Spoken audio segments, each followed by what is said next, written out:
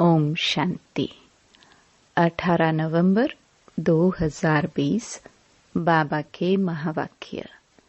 मीठे बच्चे, अभी तुम सत्य बाप द्वारा सत्य देवता बन रहे हो, इसलिए सतयुग में सत्संग करने की जरूरत नहीं। प्रश्न: सतयुग में देवताओं से कोई भी विक्रम नहीं हो सकता है, क्यों? उत्तर: क्योंकि उन्हें सत्य बाप का वरदान मिला हुआ है। विक्रम तब होता है जब रावण का श्राप मिलने लगता है। सतयुग त्रेता में है ही सद्गति, उस समय दुर्गति का नाम नहीं, विकार ही नहीं जो विक्रम हो। द्वापर कलयुग में सबकी दुर्गति हो जाती है, इसलिए विक्रम होते रहते हैं। यह भी समझने की बातें हैं। ओम शांति। मीठे मीठे रूहानी बच्चों प्रति बाप बैठ समझाते हैं। यह सुप्रीम बाप भी है, सुप्रीम टीचर भी है, सुप्रीम सतगुरु भी है। बाप की ऐसी महिमा बताने से ऑटोमेटिकली सिद्ध हो जाता है कि कृष्ण किसी का बाप हो नहीं सकता। वह तो छोटा बच्चा सतयुग का प्रिंस है। वह टीचर भी नहीं हो सकता। खुद ही बैठकर टीचर से पढ़ते हैं। गुरु तो वहाँ होता नहीं, क्योंकि वहाँ सब सद्गति में है। आधा कल्प है सद्गति, आधा कल्प है दुर्गति, तो वहाँ है सद्गति। इसलिए ज्ञान की वहाँ दरकार नहीं रहती। नाम भी नहीं है, क्योंकि ज्ञान से 21 जन्मों के लिए सद्गति मिलती है। फिर द्वापर से कलयुग अंत तक है दुर्गति। तो कृष्ण फिर द्वापर में कैसे आ सकता? यह भी किसको ध्यान में नहीं आता है। एक एक बात में बहुत ही गुह्य राज भरा हुआ है, जो समझाना बहुत जरूरी है। वह सुप्रीम बाप सुप्रीम टीचर है। अंग्रेजी में सुप्रीम ही कहा जाता है। अंग्रेजी अक्षर कुछ अच्छे होते हैं, जैसे ड्रामा अक्षर है। ड्रामा को नाटक नहीं कहेंगे। नाटक में तो अदली बदली होती है। यह सृष्टि का चक्र फिरता है, ऐसा कहते भी हैं, परंतु कैसे फिरता है?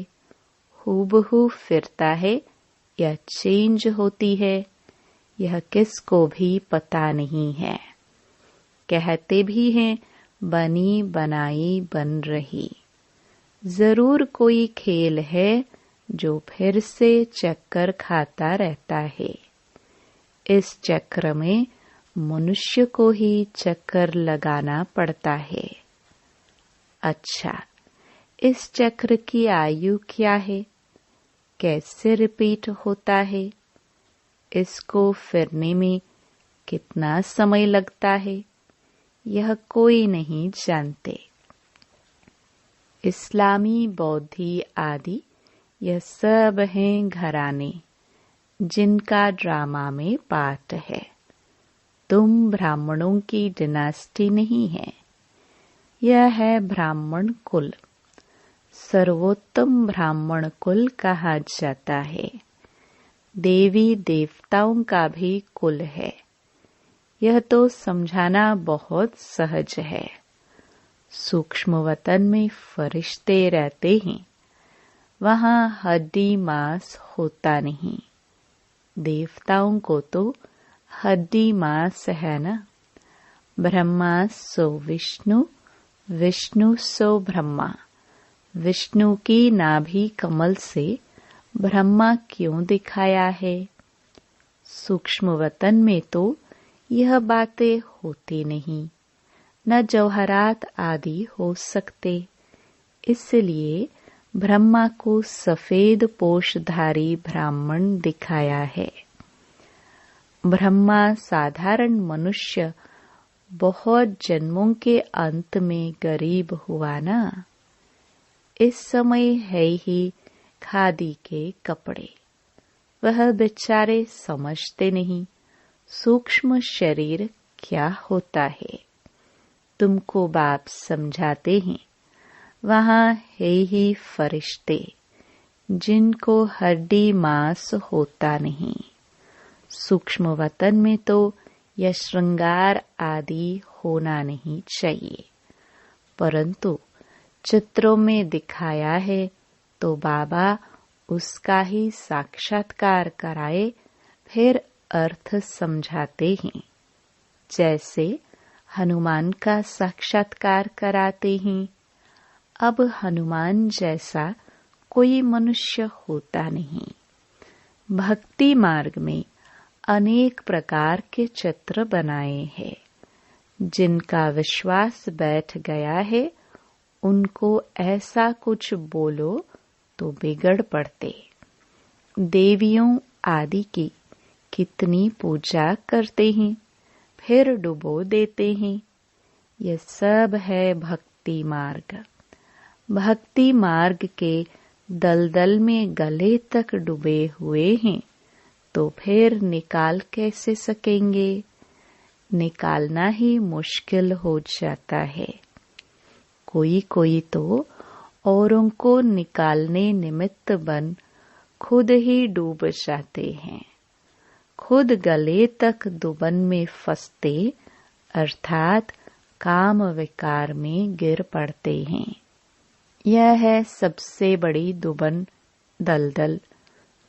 सतयुग में यह बातें होती नहीं। अभी तुम सत्य बाप द्वारा सत्य देवता बन रहे हो। फिर वहाँ सत्संग होते नहीं। सत्संग यहाँ भक्ति मार्ग में करते रहते हैं। समझते हैं सब ईश्वर के रूप है। कुछ भी नहीं समझते। बाप बैठ समझाते हैं। कलयुग में है सब पापात्माएं। सतयुग में होते हैं पुण्यात्माएं। रात दिन का फर्क है। तुम अभी संगम पर हो। कलयुग और सतयुग दोनों को जानते हो। मूल बात है इस पार से उस पार जाने की। क्षीर सागर और विषय सागर का गायन भी है, परंतु अर्थ कुछ नहीं समझते। अभी बाप बैठ कर्म अकर्म का राज समझाते हैं। कर्म तो मनुष्य करते ही हैं, फिर कोई कर्म अकर्म होते हैं, कोई विकर्म होते हैं। रावण राज्य में सब कर्म विकर्म हो जाते हैं। सतयुग में विकर्म होता नहीं, क्योंकि वहाँ है राम राज्य। बाप से वरदान पाए हुए हैं। रावण देते हैं श्राप। यह सुख और दुख का खेल है ना। दुख में सब बाप को याद करते हैं। सुख में कोई याद नहीं करते। वहाँ विकार होते नहीं। बच्चों को समझाया है सैपलिंग लगाते हैं। यह सैपलिंग लगाने की रस्म भी अभी पड़ी है। बाप ने सैपलिंग लगाना शुरू किया है। आगे जब ब्रिटिश गवर्नमेंट थी तो कभी अखबार में नहीं पढ़ता था कि झाड़ों का सैपलिंग लगाते हैं। अब बाप बैठ देवी देवता धर्म का सैपलिंग लगाते हैं और कोई सैपलिंग नहीं लगाते। बहुत धर्म है देवी देवता धर्म प्राय लोप है। धर्म भ्रष्ट कर्म भ्रष्ट होने के कारण नाम ही उल्टा सुल्टा रख दिया है। जो देवता धर्म के हैं उन्हों को फिर उसी देवी देवता धर्म में आना है। हर एक को अपने धर्म में ही जाना है। क्रिश्चियन धर्म का निकलकर फिर देवी देवता धर्म में आ नहीं सकेंगे। मुक्ति तो हो न सके। हाँ, कोई देवी देवता धर्म का कन्वर्ट होकर क्रिश्चियन धर्म में चला गया होगा तो वह फिर लौटकर अपने देवी देवता धर्म में आ जाएंगे। उनको यह ज्ञान और योग बहुत अच्छा लगेगा। इससे सिद्ध होता है कि यह अपने धर्म का है। इसमें बड़ी विशाल बुद्धि चाहिए समझने और समझाने की। धारणा करनी है, किताब पढ़कर नहीं सुनानी है। जैसे कोई गीता सुनाते हैं, मनुष्य बैठकर सुनते हैं। कोई तो गीता के श्लोक एकदम कंठ कर लेते हैं, बाकी तो इनका अर्थ हर एक अपना अपना बैठ निकालते हैं। श्लोक सारे संस्कृत में हैं। यहाँ तो गायन है कि सागर को स्याही बना दो, सारा जंगल कलम बना दो, तो भी ज्ञान का अंत नहीं होता। गीता तो बहुत छोटी है, 18 अध्याय हैं। इतनी छोटी गीता बनाकर गले में पहनते हैं। बहुत पतले अक्षर होते हैं। गले में पहनने की भी आदत होती है। कितना छोटा लॉकेट बनता है। वास्तव में है तो सेकंड की बात। बाप का बना जैसे कि विश्व का मालिक बना। बाबा, हम आपका एक दिन का बच्चा हूँ, ऐसे भी लिखने शुरू करेंगे। एक दिन में निश्चय हुआ और फट से पत्र लिखेंगे। बच्चा बना तो विश्व का मालिक हुआ। यह भी कोई की बुद्धि में मुश्किल बैठता है। तुम विश्व का मालिक बनते हो ना, वहां और कोई खंड नहीं रहता है। नाम निशान गुम हो जाता है। कोई को मालूम भी नहीं रहता कि यह खंड थे। अगर थे तो जरूर उनकी हिस्ट्री ज्योग्राफी चाहिए। वहां यह होते ही नहीं, इसलिए कहा जाता है तुम विश्व के मालिक बनने वाले हो। बाबा ने समझाया है, मैं तुम्हारा बाप भी हूँ, ज्ञान का सागर हूँ। यह तो बहुत ऊंचते ऊंच ज्ञान है जिससे हम विश्व के मालिक बनते हैं। हमारा बाप सुप्रीम है, सत्य बाप, सत्य टीचर है, सत्य सुनाते हैं, बेहद की शिक्षा देते हैं, बेहद का गुरु है, सबकी सद्गति करते हैं। एक की महिमा की तो वह महिमा फिर दूसरे की हो नहीं सकती। फिर वह आप समान बनाए तब हो सकते हैं। तो तुम भी पतित पावन ठहरे। सतनाम लिखते हैं। पतित पावनी गंगाएं यह माताएं हैं। शिव शक्ति कहो, शिव वंशी कहो।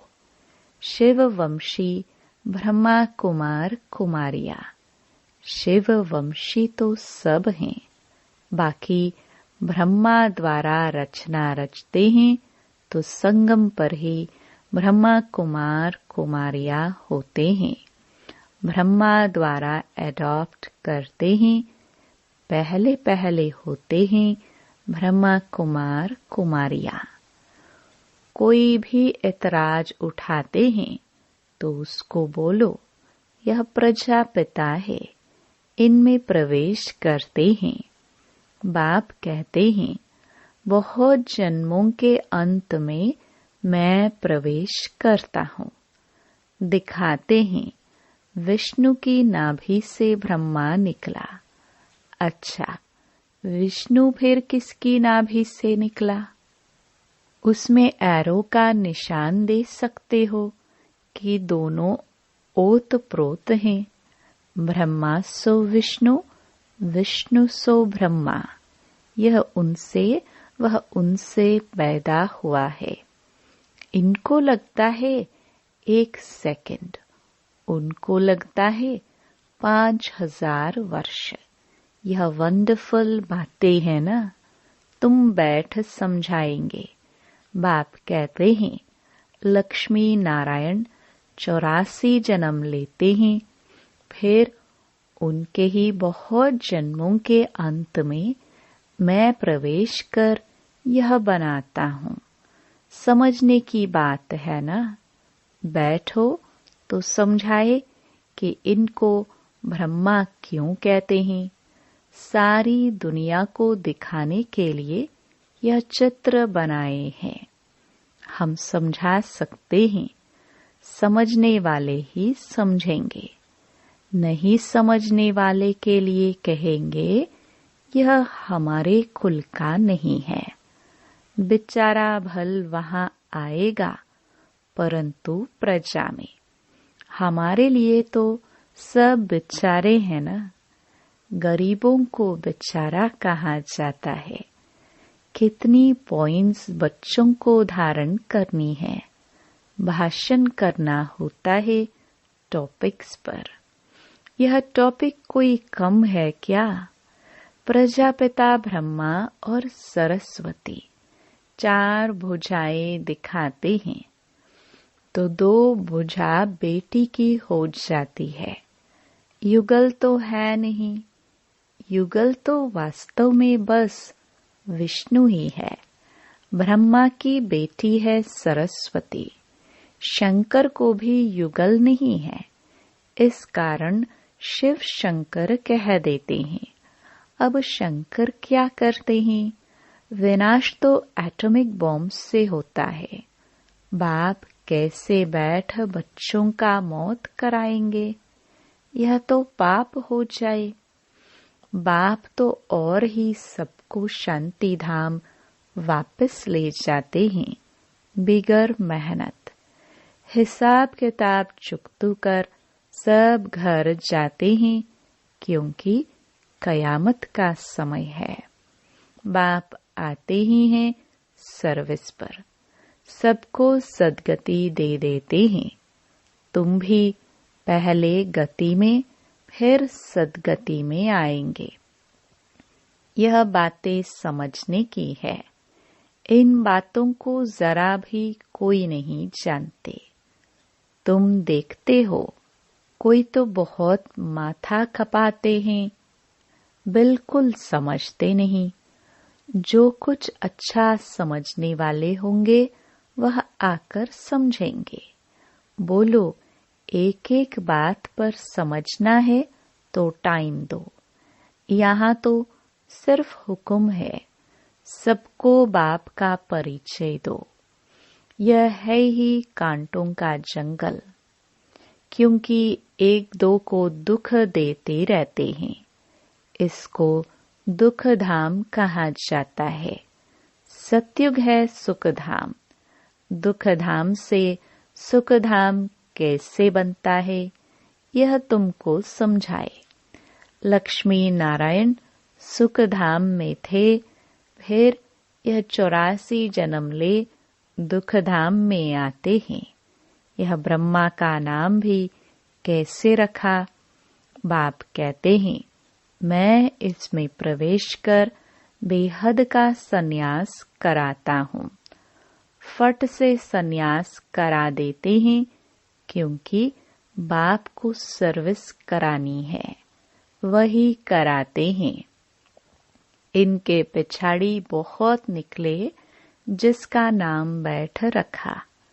वह लोग फिर बिल्ली के पुंगरे बैठ दिखाते हैं। यह सब हैं दंत कथाएं। बिल्ली के पुंगरे हो कैसे सकते? बिल्ली थोड़े ही बैठ ज्ञान सुनेंगी। बाबा युक्तियां बहुत बतलाते रहते हैं। कोई बात किसको समझ में न आए तो उनको बोलो, जब तक अलफ को नहीं समझा है तो और कुछ समझ नहीं सकेंगे। एक बात निश्चय करो और लिखो, नहीं तो भूल जाएंगे। माया भुला देगी। मुख्य बात है बाप के परिचय की। हमारा बाप सुप्रीम बाप, सुप्रीम टीचर है, जो सारे विश्व के आदि मध्य अंत का राज समझाते हैं, जिसका कोई को पता नहीं है। इस समझाने में टाइम चाहिए। जब तक बाप को नहीं समझा है तब तक प्रश्न उठते ही जाएंगे। अलफ नहीं समझा है तो बे को कुछ नहीं समझेंगे। मुफ्त संशय उठाते रहेंगे। ऐसे क्यों? शास्त्र में तो ऐसे कहते हैं। इसलिए पहले सबको बाप का परिचय दो। अच्छा, मीठे मीठे सिखिलदे बच्चों प्रति मात पिता बाप दादा का याद प्यार और गुड मॉर्निंग। रूहानी बाप की रूहानी बच्चों को नमस्ते। धारणा के लिए मुख्य सार। पहला, कर्म, अकर्म और विकर्म की गुह्य गति को बुद्धि में रख अब कोई विकर्म नहीं करने हैं। ज्ञान और योग की धारणा करके दूसरों को सुनाना है। दूसरा, सत्य बाप की सत्य नॉलेज देकर मनुष्यों को देवता बनाने की सेवा करनी है। विकारों के दलदल से सबको निकालना है। वरदान। अपनी पावरफुल स्थिति द्वारा मनसा सेवा का सर्टिफिकेट प्राप्त करने वाले स्व अभ्यासी भव। विश्व को लाइट और माइट का वरदान देने के लिए अमृत वेले याद के स्व अभ्यास द्वारा पावरफुल वायुमंडल बनाओ, तब मनसा सेवा का सर्टिफिकेट प्राप्त होगा। लास्ट समय में मनसा द्वारा ही नजर से निहाल करने की अपनी वृत्ति द्वारा उनकी वृत्तियों को बदलने की सेवा करनी है। अपनी श्रेष्ठ स्मृति से सबको समर्थ बनाना है।